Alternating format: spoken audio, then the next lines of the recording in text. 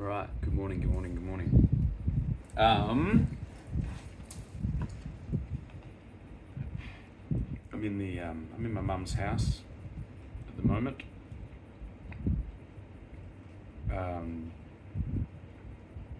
Because the internet's here, so it means I don't have to sit at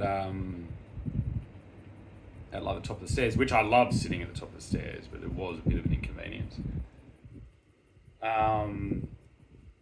And if you hear any beeps come in, that'll be my mum because she's in hospital at the moment. I guess trying to figure out like what 50 years of interference by drugs really means.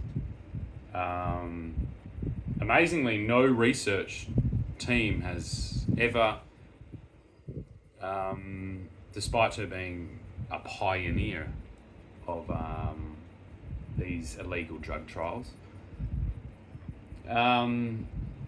Absolutely no research into the long-term effects, like what that long-term situation creates. And that's 50 years, and there's like a lot of people daily being prescribed these medications under the same concepts.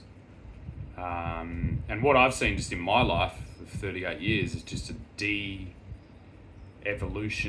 of the professionals in the dishing out. So they would be like on the streets, they'd be called drug dealers. The drug dealers are getting worse and worse and worse. And they're getting more foreign as a rule. They've always kind of been foreign. So I suppose that's something that we should all know. If you don't know, they've always kind of been foreign. And now they're getting more foreign, which I'm going to just leave up to you to understand what that means. I guess it means like less aligned with the combined consensus of values of the Australian people. So yeah, but no regard to understand anything other than open wide, come inside, it's play school. So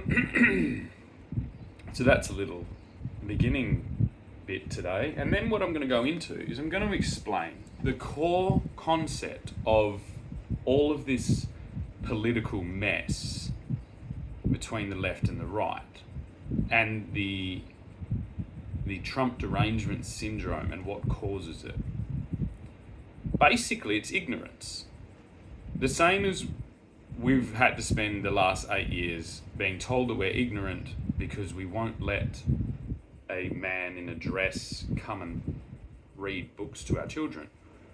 I am a man. I could put a dress on. This is kind of a dress. And it's like, it's an aspect of my life. But it's not the aspect of my life. It's the same, like basically, it's the same as like, let's take the whole dress thing out of it, okay?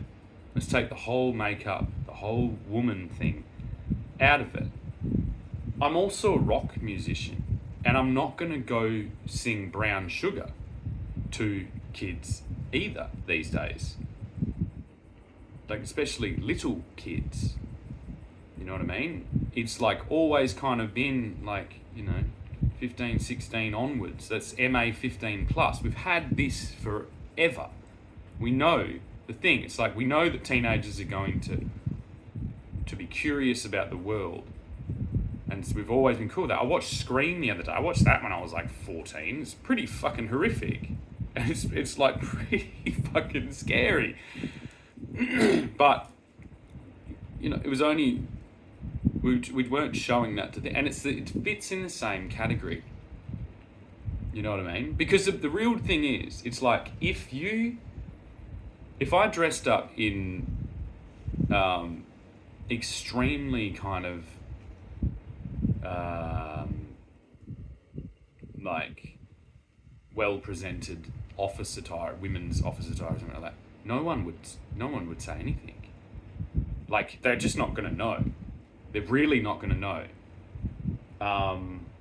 And so it's people pushing the fucking limits in these toilets situation and in this reading. It's like, and that would be wrong no matter what it is. I'd actually kind of, it's the whole argument's been like, well, no one's going to care if a chick dressed as a guy comes into the guy's toilet. And it's like, I think you're wrong about that. Yeah? I don't want a woman dressed as a man coming into the men's toilets. Men's toilets is a sacred place. I don't want some type of covert spy out there for the extreme feminist movement that can maybe overhear something, take it out of context, and use it to try and destroy the stable patriarchy and implant some type of lesbian fucking hierarchy of self-importance. There's like a code.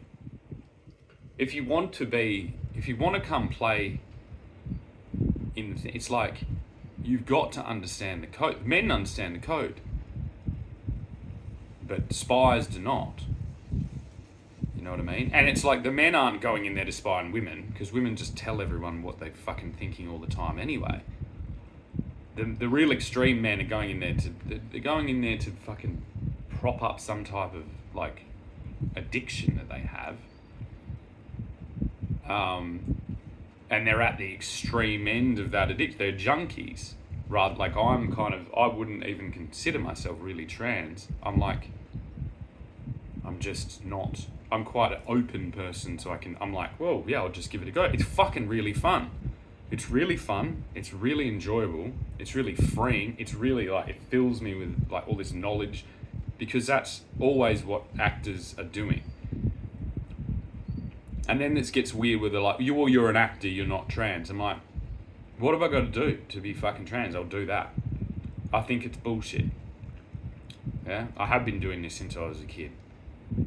And I have been pushed down. It hasn't been allowed, and I've had everything fucking taken from me, like kind of in alignment with this before I even came to the point of being trans, which also then fucking also shows me the importance of the trans thing, for their voice to be heard, to be not dispossessed.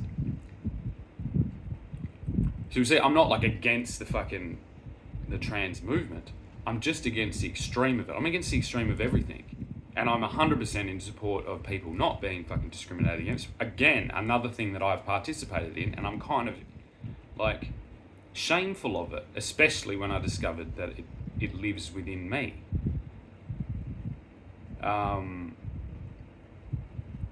It's just a fine line between, all right, it lives within me. If someone had have pushed that on me, I would have repelled, and it probably would have been buried deeper. And that's just a part of like psychology that's maybe getting missed here. You had it pretty well. You had places where people could go. You had things, and that was it. You don't need to go and chase it. And I don't think it would have helped me to have been exposed to recruiting when I was young.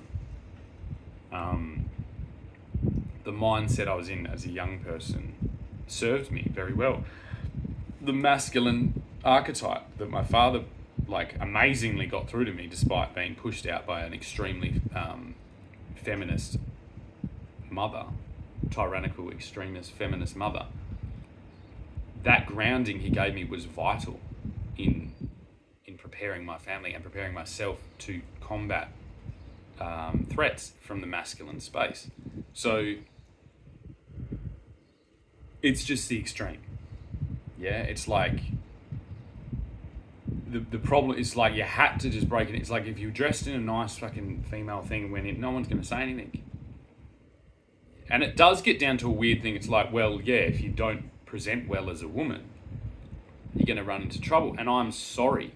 And there is probably an effect psychologically that these men that are not presenting well as women probably haven't been presenting well as men, and women have been dispossessing him. So there's almost like a retaliatory thing going on here. They're like, well, I'm going to go in the fucking toilets dressed as a fucking big old slut.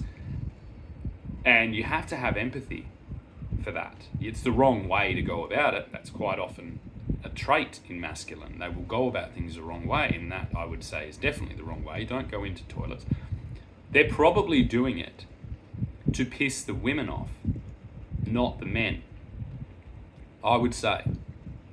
Because they've been dispossessed, and probably in the most extreme case, they've been dispossessed by both. So they're not getting attention from women, which has pushed them more into the feminine. Mine's different. I've been actually tried to be killed by women, and don't have a problem with getting women. I'm just sick of the ones that I put a lot of energy into basically trying to kill me or delete me from the earth, because it's just unsustainable practice.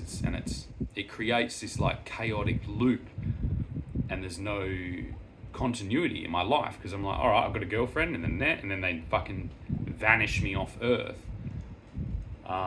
And they benefit from me not having large groups of friends or something. I'm kind of a bit of I'm not a lone. Well, I am a loner, I guess. I'm quite extroverted loner, but I wouldn't be a loner. It's just I can't really hang out with a bunch of guys, because it's going to lead me to be the more destructive side of myself. And that's just how I am around men. If I'm around men, I'm going to start fucking chasing women and possibly doing drugs and over drinking and doing things. And it's like, I have to exist like this, which the women I'm with benefit from, because they get this soul thing. They're like this attention where it's not divided between a big group of men or my family or anything like that. And then, when it's not working perfectly for them, they then vanish me off the fucking face of the earth. And a lot of them have, like, if you've got children and you're doing that, especially sons, it's like you're just setting this pattern of shit into the world.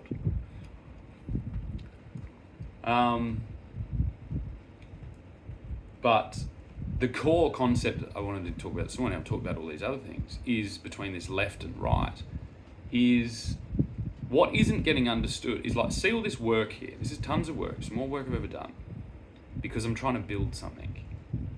And there is no paycheck, folks. There's no fucking paycheck. I saw the Prime Minister yesterday, he popped up in my feed, and he was saying this law about employees.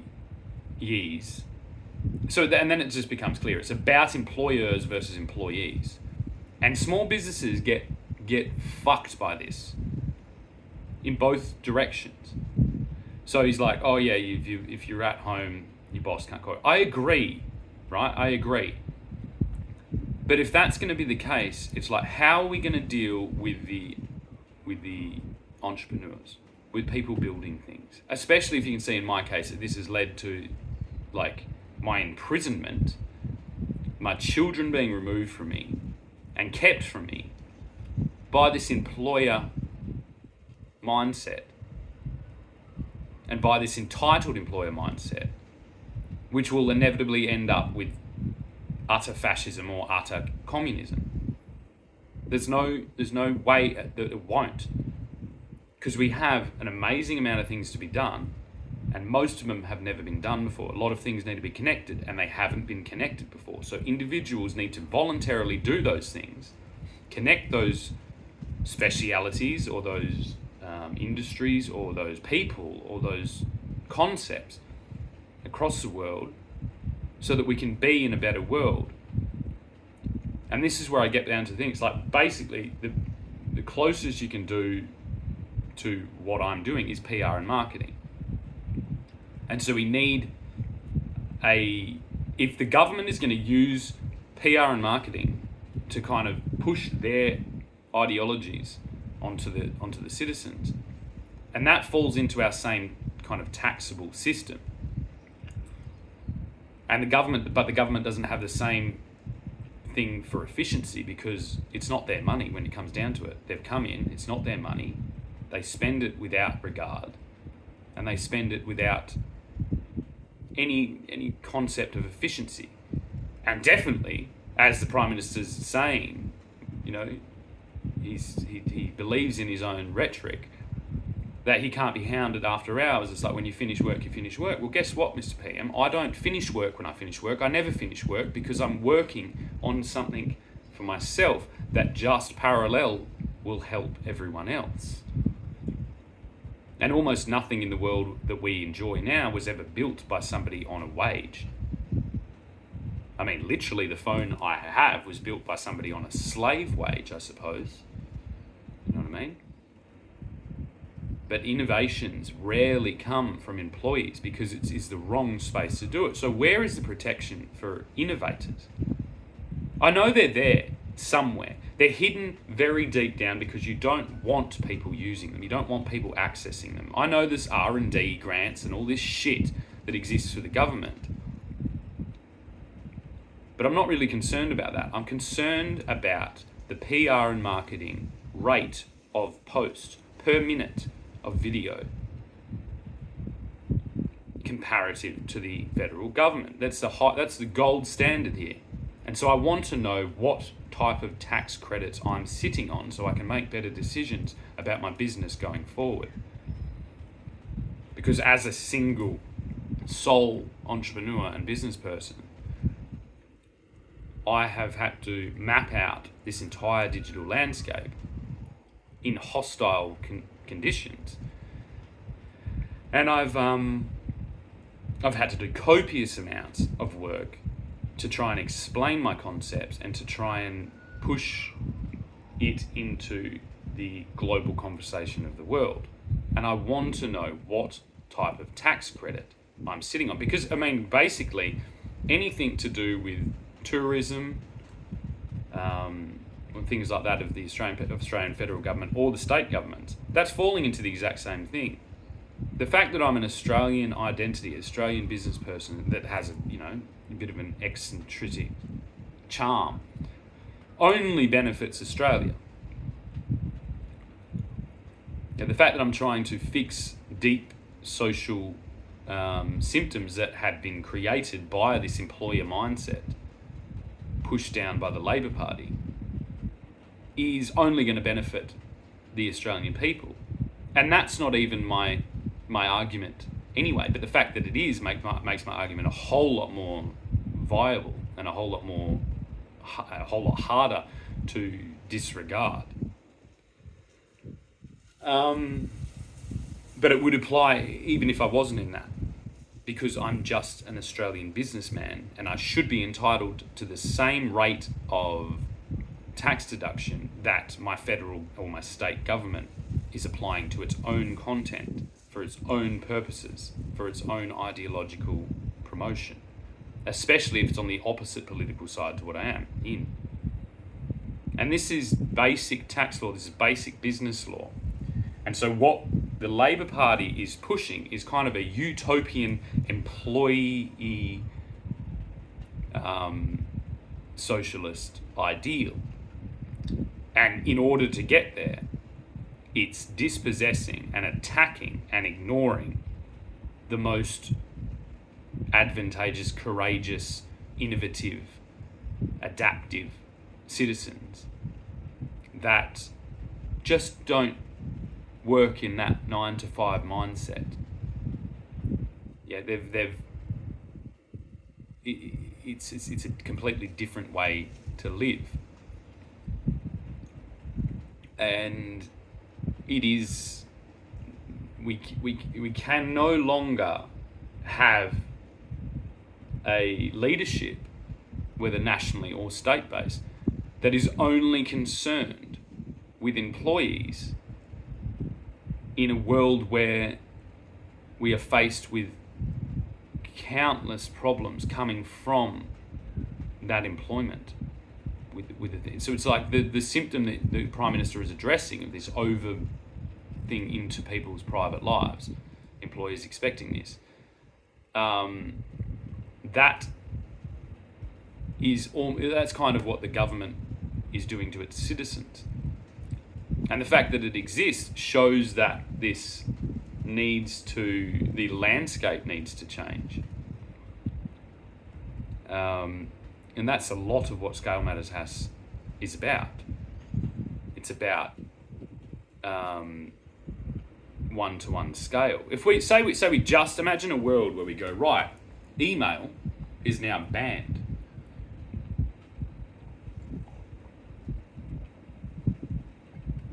It's illegal. It barely works anymore. And everything has to go back to a one-on-one conversation on a Scale Matters device. There is, I think, an illusion that this would slow down work, that efficiency would be slowed. And in one way, you're kind of right. But there's an effect, I can't remember what it's called now, which is unfortunate, in humans, where we will expand our output to fill the required time. This is, in English slang, this is called skiving. And this is where, say you have an 8-hour day, you have some things to do as an employee, you will do, those things will take you 8 hours to do. Now, I've never lived or worked in that mindset.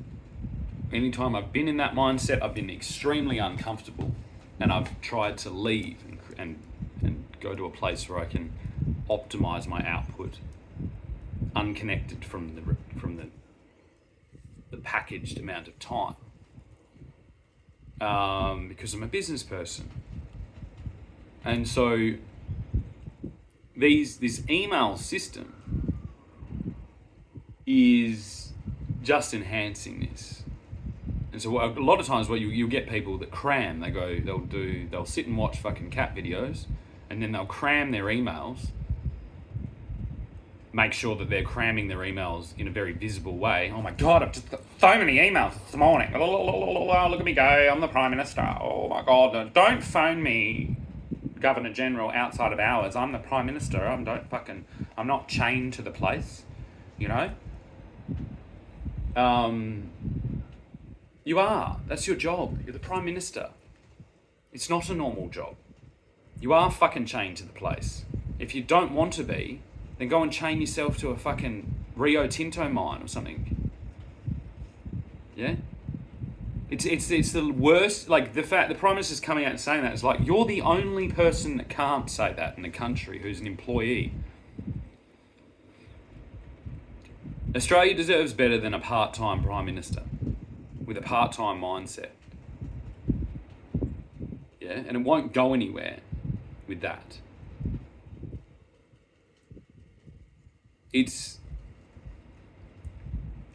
And it doesn't need to, I don't mean like run off the clock. This thing of like, I'd probably consider myself a workaholic, and I think everyone who's watching anything I do would probably be like, he does a lot.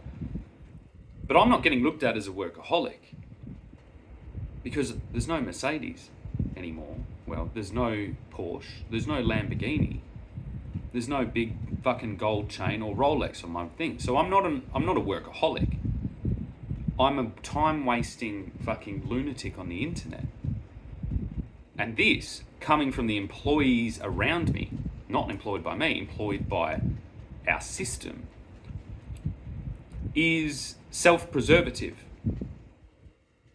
thinking. It's like, he's doing something different, I'm doing as I'm told. He's naughty, he's a lunatic. Yet I'm trying to improve the entire landscape for everybody on my own dime, in my own time. And I do never feel run off my feet. Well, I do feel that. But I'm voluntarily putting myself in that position. And I legitimately am run off my feet. Like the fact that my phone's broken now and very hard to use, and I don't have any liquid cash to buy a phone, and I'm kind of stuck in this position of scrambling over things. Like I have to constantly just make do. I'm like, well, I got to just figure something out because I've got to push this thing over the line. I don't have a credit card. I probably couldn't get one because of the attacks made on me financially. And for me to like, I have to transfer an estate, and they're big life decisions about where I'm going to live, and it's just complicated. I've got a mentally ill mother in a mental hospital right now, And I'm sitting in her place trying to figure out her care strategy going forward while trying to do a business at this level is just ridiculous. Yeah? There isn't a schedule. There isn't a list of emails I have to get through. There's constant progression and constant aggression into a very well-defended international landscape. And I'm trying to explain the benefits of my new system to a lot of people that are very busy themselves. And I'm trying to do that in an interesting way. So this isn't like a request, it's a demand, yeah? It's a demand. It's been in your inbox for a long time. And this is to Roger Cook and this is to Anthony Albanese. I need the rate, the official rate per minute of promotional content done by the federal government and by the state government on an average of the last 10 years. I cannot do anything until I get this figure.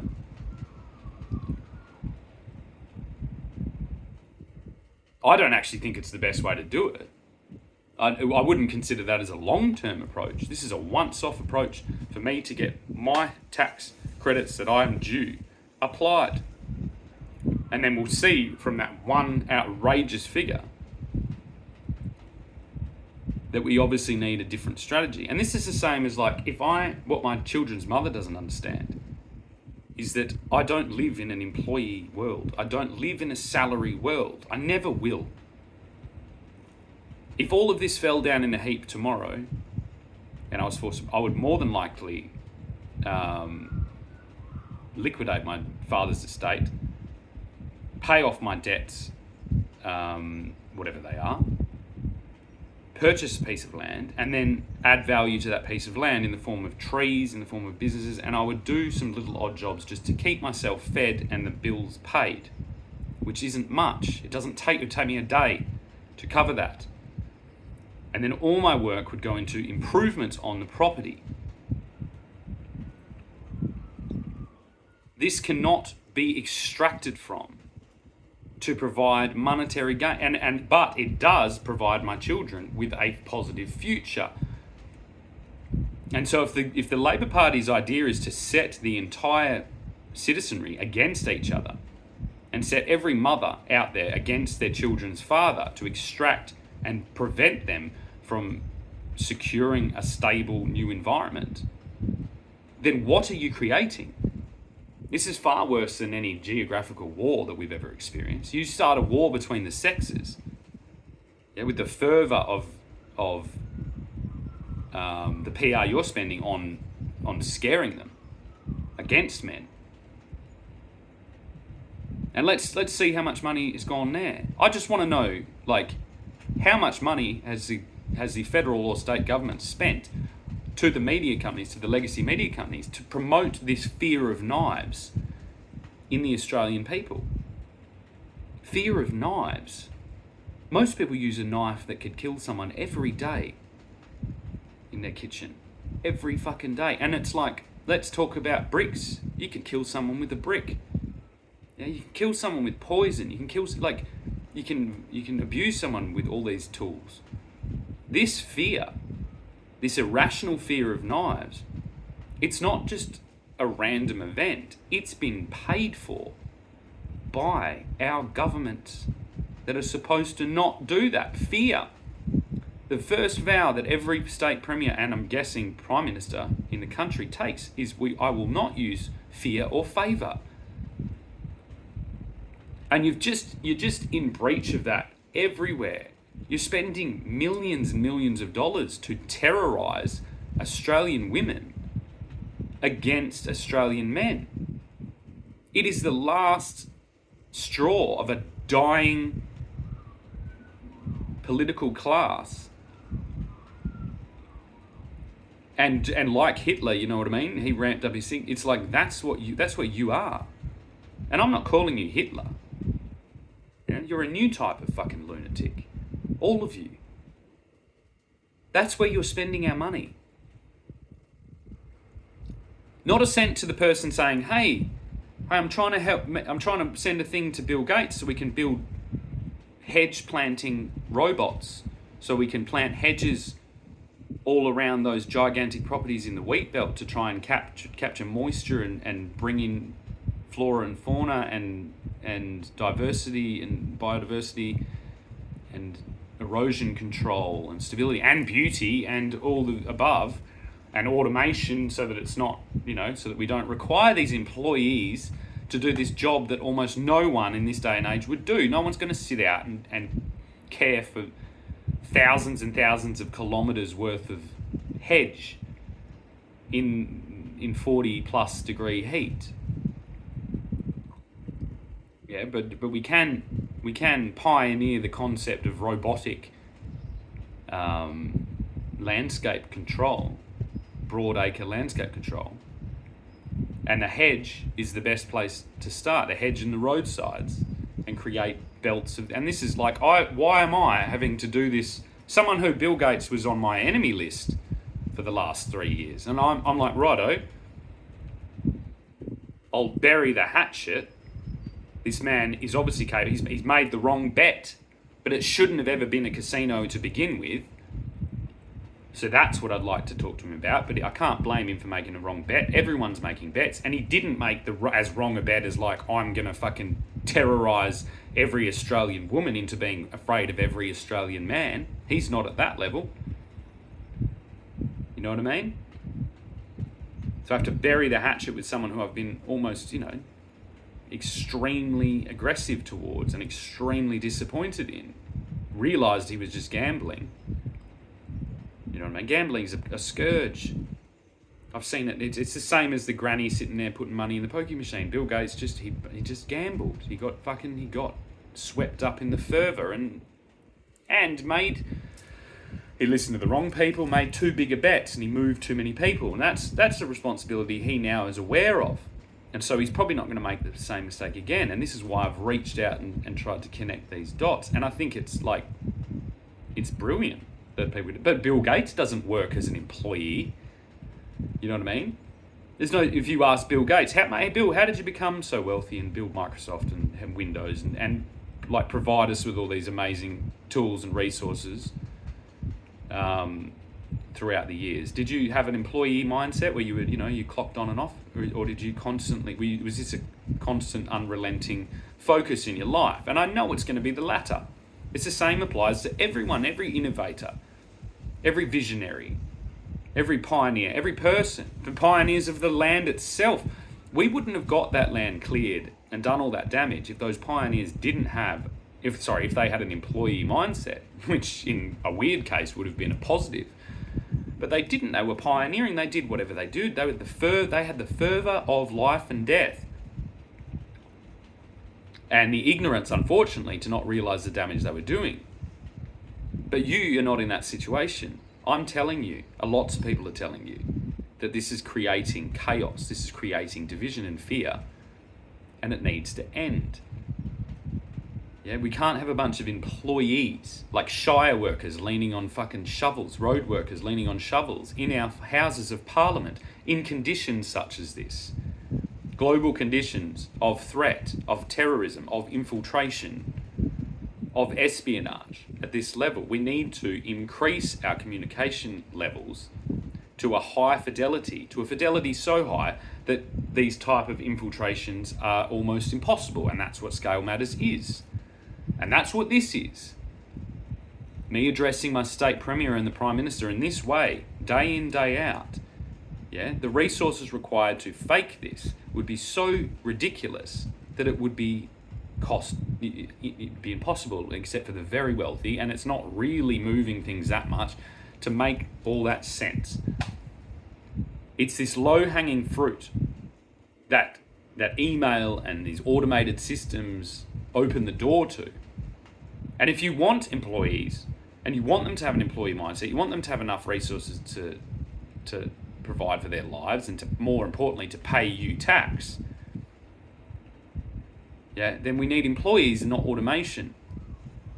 And this will actually create a more harmonious environment for everyone if it's a one-to-one scale, person-to-person interaction. Almost every single person I've ever spoken to prefers that, whether it's at Bunnings to go through the checkout, or whether it's your bank, trying to discuss something. Now, the fact that we can distribute that same level of service to every household potentially in the future,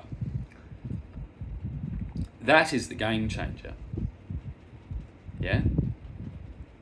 We're almost there. You know what I mean? How many Australians right now wake up, have a shower, put their makeup on, and sit at a desk with their laptop to work from home? And that's what the pandemic shifted. Now, this is stage 2 by someone who is completely dispossessed by that. I was working in the same way at a higher output and a higher risk level, a higher level of advantageousness. It's just I was attacked by my own government and by the financial system and by the censorship system and by everything, just in parallel to what I was doing, and I still did it. So imagine the difference between that and somebody going and then being able to present in one-to-one scale on a device, not a $1,000, $2,000, $3,000 device designed to be small and compact, but a device designed to bring the user the highest level of realisticness, to Onflow have the highest level of service to their customers. And the efficiency is almost not even affected, because the efficiency of body language, of personality, of presentation, of connection is being kind of ignored by the previous iteration of technological advancement. They're not going to sell you on the flaws. Hey, email, it's really impersonal, and it fucking has a tendency to stack and to elevate and to stretch out what might take a minute and turn it into 3 days. Yeah? The email companies like Hotmail, Gmail, they're not going to tell you that. They're not going to sell you the disadvantages. They're only going to sell you on the advantages. And this is the same with, say, Facebook's. So Facebook's like the way that societies have incorporated Facebook is not the way that I don't think Zuckerberg intends. They've just left it there. It's like, hey, Facebook's just a notice board, and it's also a peephole, so you can be a peeping Tom on people that you know. That's not Facebook. That's not what it is intended to be. But Mark Zuckerberg's not going to sell you on the disadvantages, and those ones are weird as well, because he doesn't want that.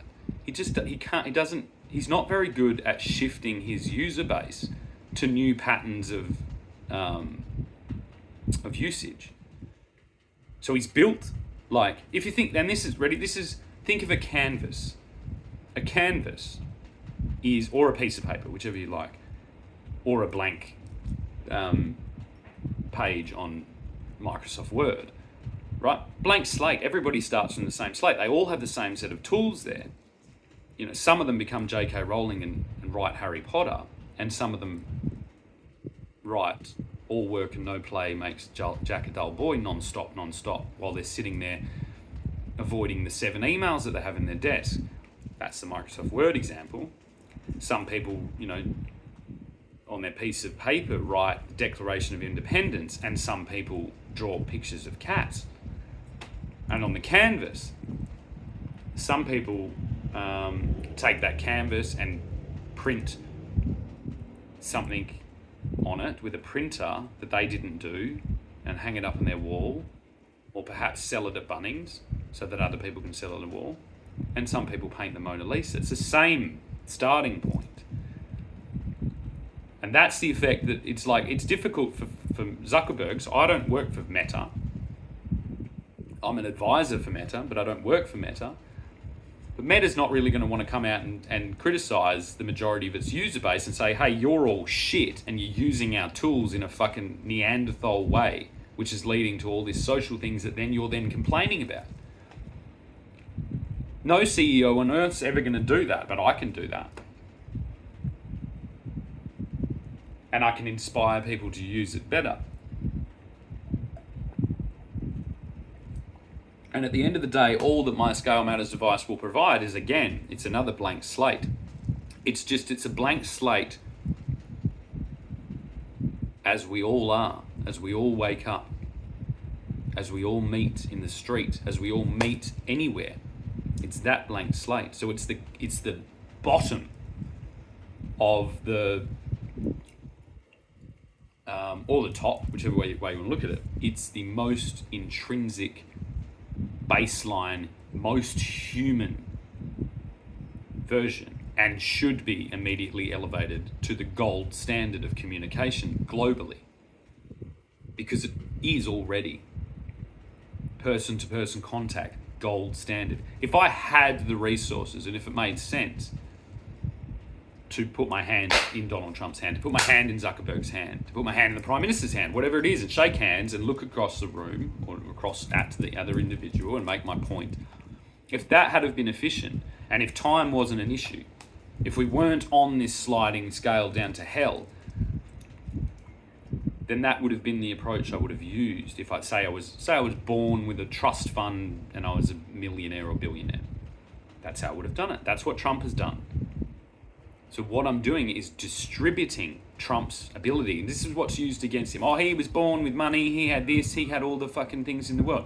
Okay, well now, the FIFO worker, the guy who works tirelessly up at Rio Tinto is away from his family for a week or 2 weeks at a time.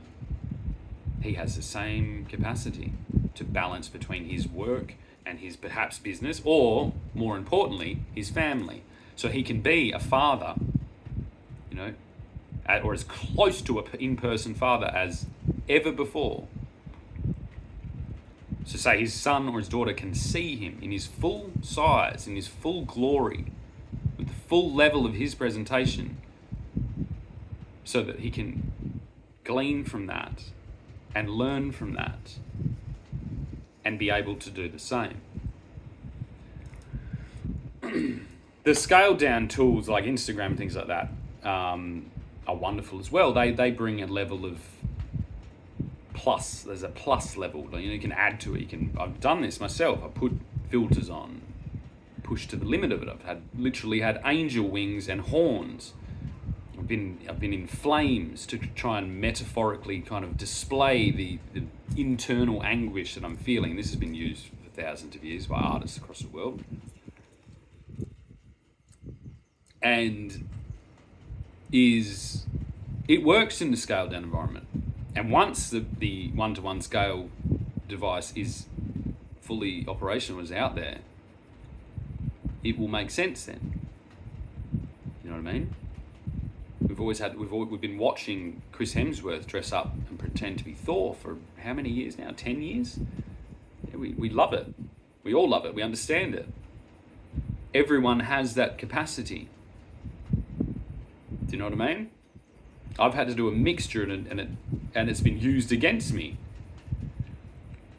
But it's no different than the Prime Minister standing in front of a podium. It's the same technique, deep down.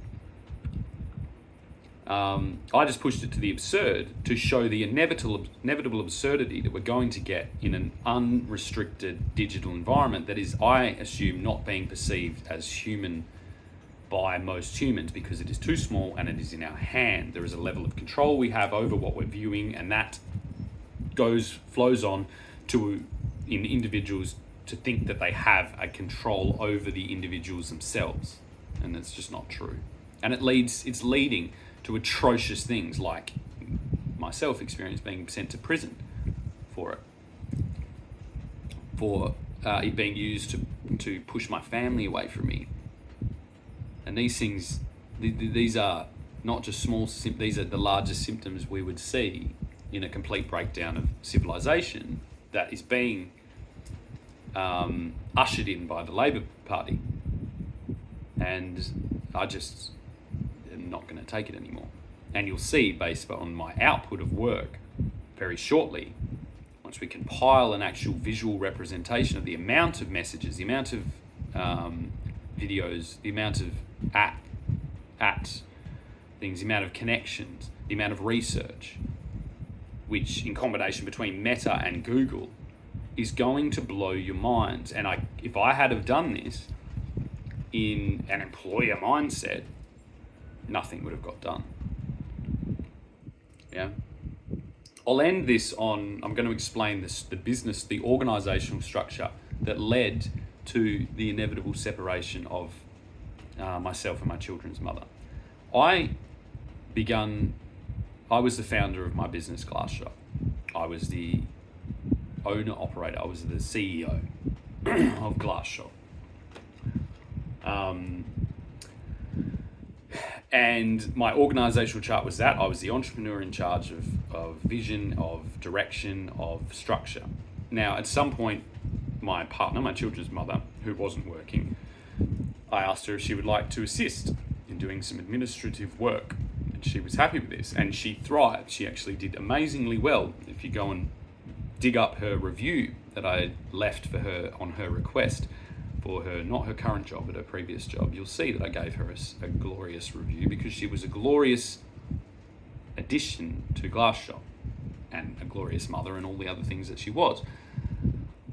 The problem was that the organizational start went, I'm the CEO, she's the executive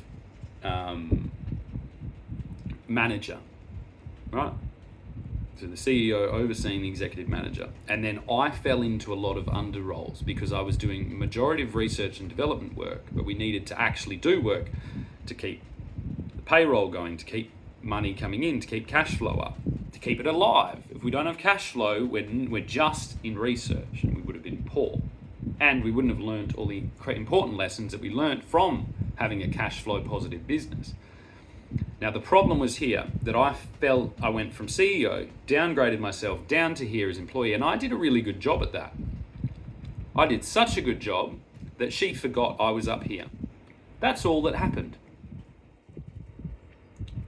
Yeah, it's a mistake I'll never make again. It's a mistake that almost every person who's ever done business with their children's mother or their children's other parent, their co-parent or their wife or their girlfriend or whatever, unfortunately is a pattern of this happening.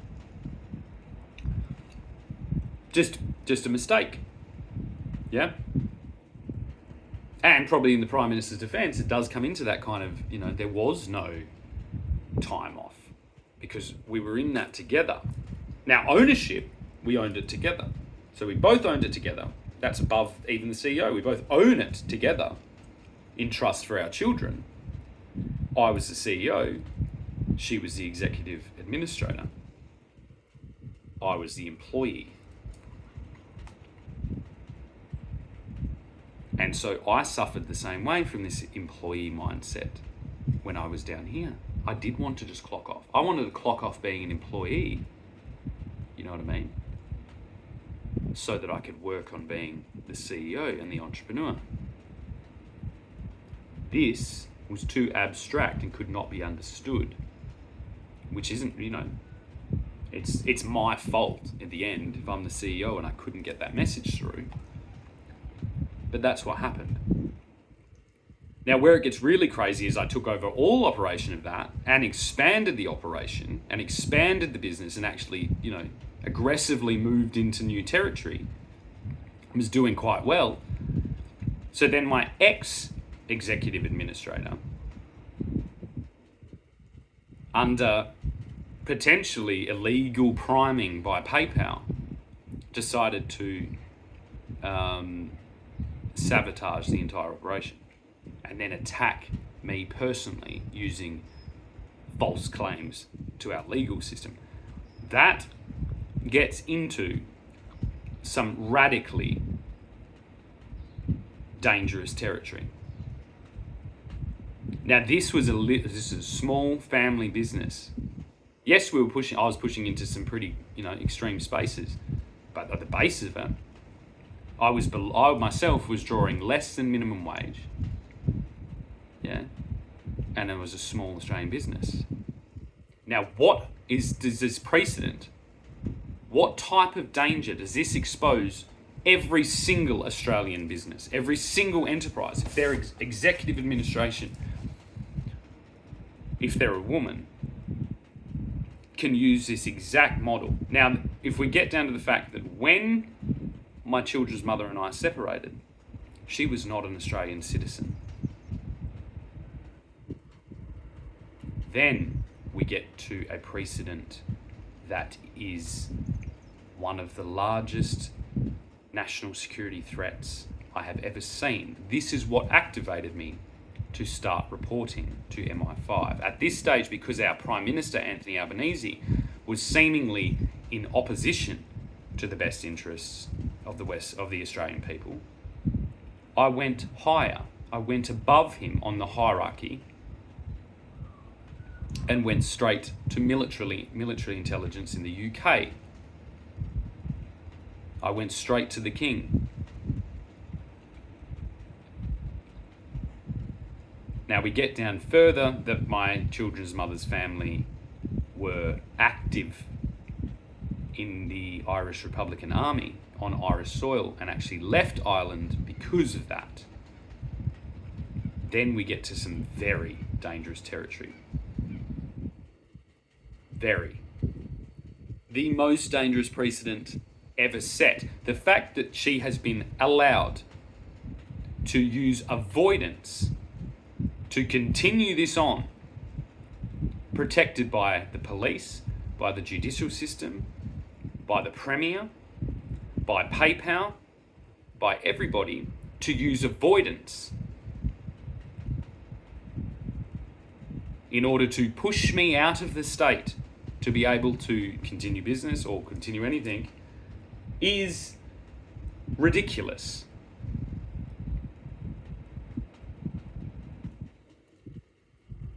If every single female executive in the country used this tactic tomorrow, the country would fall to pieces.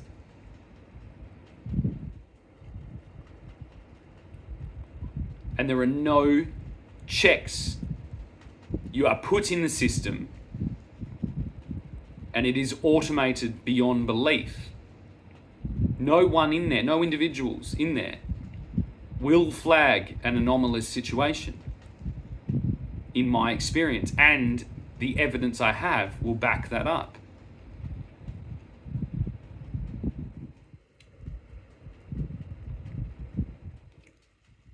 So we've been waiting for like the Terminator. We've got it. It just doesn't look like a Terminator holding a gun. It doesn't look like Arnold Schwarzenegger. Yeah, it just looks like an automated system, a hall of mirrors that if you fall in there, you will not get out. Of envelopes arriving at your door, yet no check on your safety. Hey, why? If we've sent 100 envelopes unthing, is that person even alive anymore, considering we just had a pandemic and a lot of people died? Or is that person rotting in a fucking house somewhere? Now, what I know is thousands and thousands of Australians have been deceased for a long time and have not even been flagged by this automated robotic system that the federal government sits on top of. Potentially hundreds of thousands. Now, if you expand that to the fact that I'm in here doing these videos every day, you might think, well, you're on videos every day. They've used that to check that you're still alive. If they've used it to check that I'm still alive, why haven't they responded? You cannot pick and choose the context that you respond to. Yeah, this is a singly focused operation that the federal government is running right now. They are running a mining operation on the Australian people. An incompetent mining operation that is mining the Australian citizens of every last dime they have while turning our money into sand. Its worth into sand, as worthless as beach sand. An automated system of complete destruction of the country that we live in. And what does the Prime Minister have to say about it? Hi, I'm Albo. I'm out of the office at the moment. I'm doing this. I work from the hours of 9 a.m. to 5 p.m. Monday to Friday business hours. If you can't get a hold of me, please send me an email and I will add it to the list. Skiving cunts. Yeah? Abandoned ship. Ghost ship. That's what you call a ship that you come across out in the ocean with no crew. Yeah? No flags. Nothing. A ghost ship.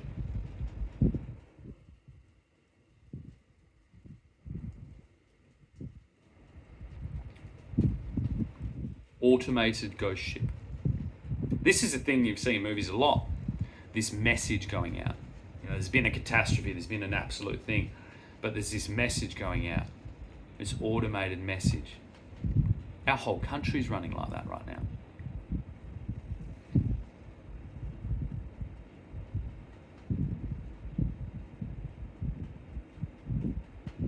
And the way to fix that is to reconnect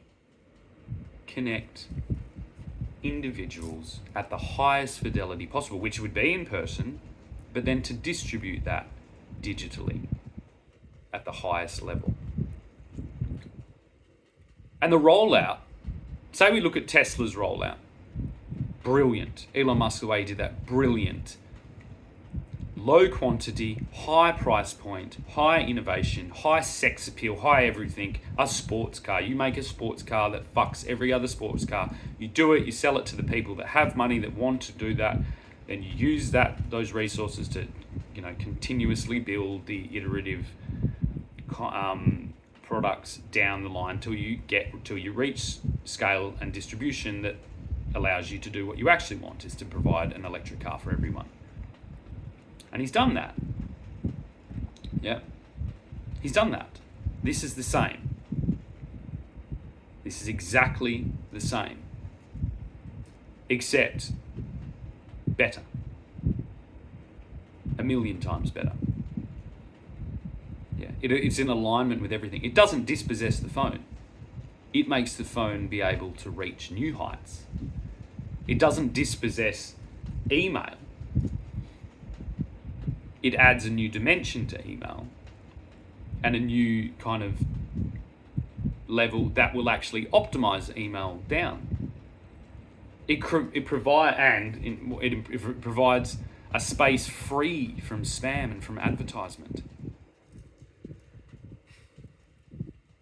I remember a point where, you wouldn't get sales calls. I remember when sales calls went up on phones. When we started getting spam, my dad hated it. Email's been there for ages. My phone only is spam. Yeah, this thing is going to be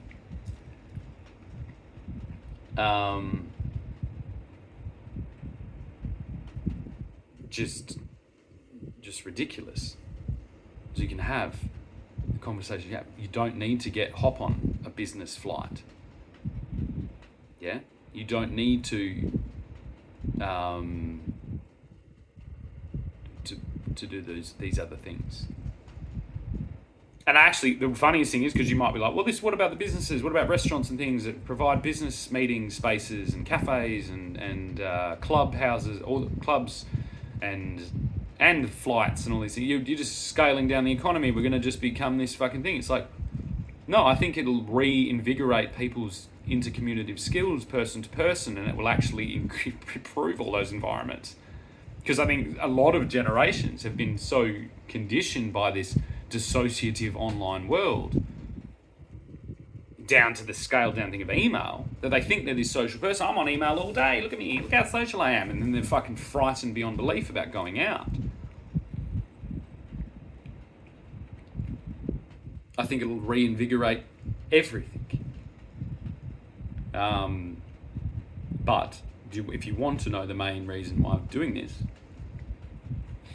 it's for fathers. It is the first line of defense to defend against alienation strategies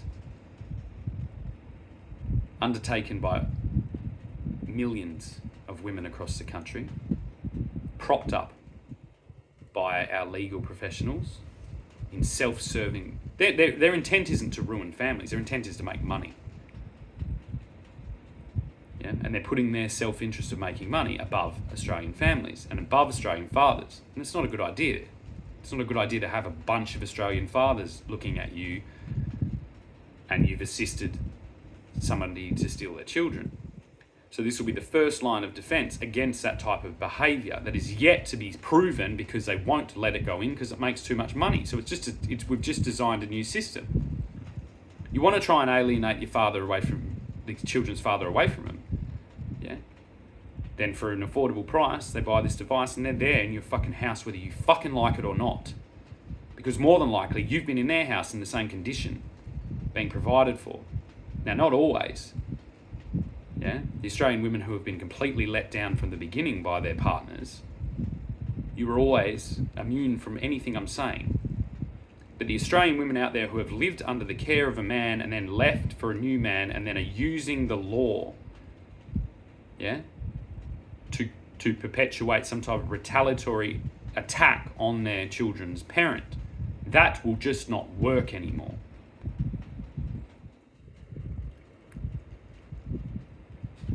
These conditions. If you want to send your partner up to the mines for a week or 2 weeks on end while you go do photography classes with Sven, yeah, then at least as you're fucking shopping down the aisles of man, then at least your children have a father and they can see the stable fucking hero in the family that is day in, day out putting food and shelter, providing food and shelter for the family. So that when the inevitable fucking slip comes and mummy wanders off with Sven, that the children's continuity is not disrupted by the self-interest of the mother. That's why I'm doing this.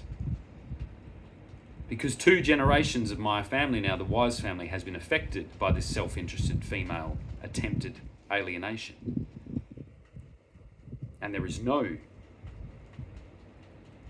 blue sky horizon. There is no paradise. Yeah? It's very akin to the kind of extreme Muslim paradise of like 40 virgins. This Prince Charming paradise, this new man, this fucking modern day sweet caring dad 69, as my ex-girlfriend would like to say, is a scam. If a naturally occurring father imprints on his children, it is unbreakable, whether those children are his or not.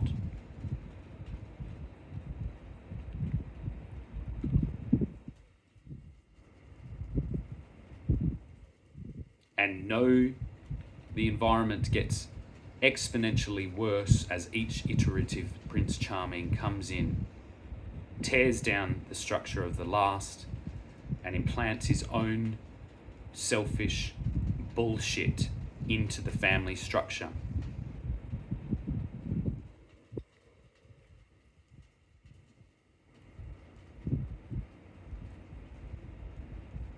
The continuation of these things and the allowance by this debate, our police, our political class, and our judicial system, and our culturally reinforced, is what is leading to the breakdown of our societies. In the case of my previous girlfriend and her child, this blocking, put in the bin strategy, what does that say? I know what it says because I was in it. Hey, where's that guy that just lived with us? What happened to him? Oh, he's dead now. He's dead now. Why is he dead? Oh, he had some things and now he's dead. It's like, what the fuck is going on? If I didn't have attachment to structures that exist in perpetuity for hundreds of years, I would be completely susceptible to that. And it still affects me beyond imagination. It's like, it seems like the ultimate abuse. It's scapegoatism. And the problem is, it's like this condition by women, historically, say in tribal situations, like this is a massively, this would only really happen in war. If a conquering tribe came in and stole the women, you would then go with the conquering man or whatever.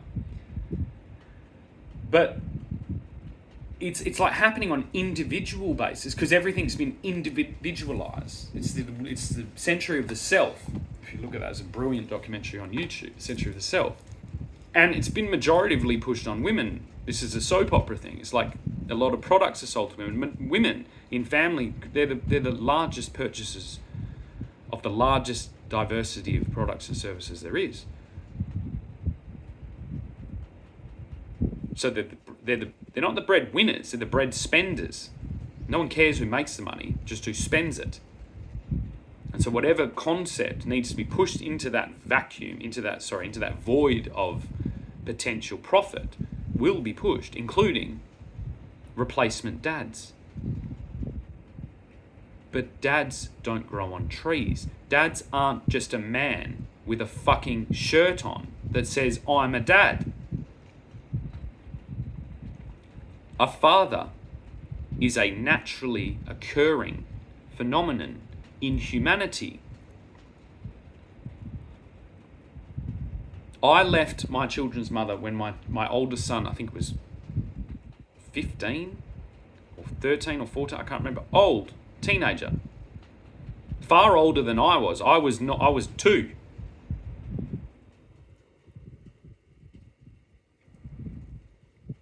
That's very different.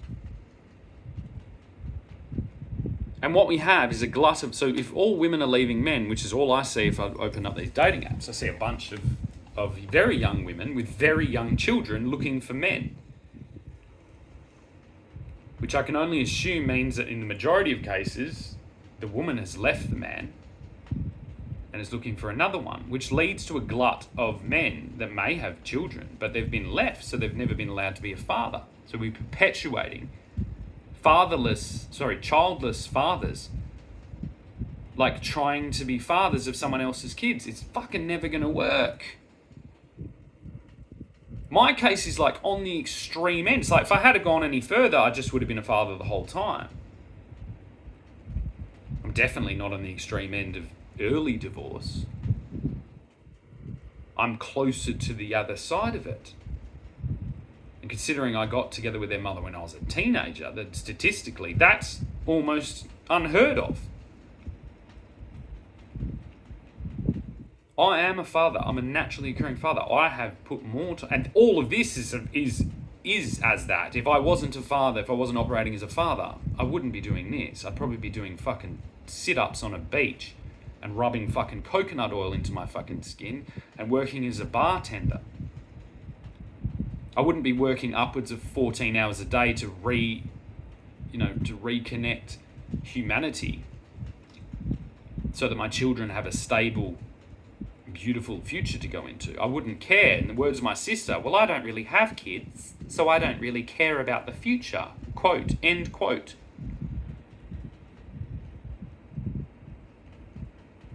Now, there's nothing really wrong with it. I mean, there's a lot wrong with that. But I suppose we can forgive it from the spinster class. But we cannot run a country or a world from the spinster mindset. And we can no longer run a country or a world or build the future of the world with an employer mindset. Because everybody fucking hates their boss. And that's you, mate. You're the boss.